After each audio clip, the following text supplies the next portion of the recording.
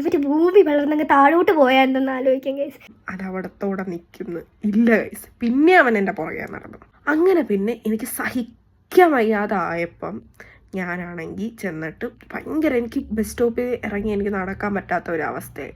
അങ്ങനെ ഞാൻ എൻ്റെ ബ്രദറിൻ്റെ അടുത്ത് പറഞ്ഞു. അങ്ങനെ എൻ്റെ ബ്രദറും എൻ്റെ ഒരു കസിൻ ബ്രദറും കൂടി ഇവൻ അറിയാതെ ഇവരെ മുന്നിൽ ചെന്നങ്ങ് പെട്ടു. അങ്ങനെ ഇവർ രണ്ടുപേരും കൂടെ ശരിയാക്കി, നല്ല പറഞ്ഞങ്ങനെ ശരിയാക്കി. എന്നിട്ട് ഇവൻ എൻ്റെ പുറകെ നടക്കുക.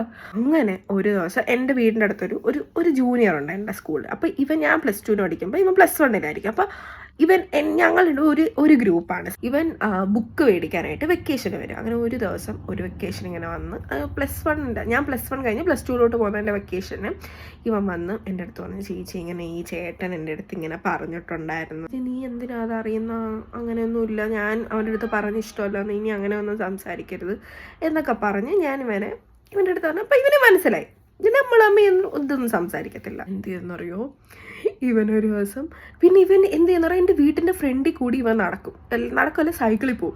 ഏകദേശം എൻ്റെ തല മാത്രം ഇങ്ങനെ പുറത്ത്, അമ്മയ്ക്ക് അടുക്കളയിൽ ഇരുന്ന് അമ്മയ്ക്ക് കാണാൻ പറ്റും കേട്ടോ.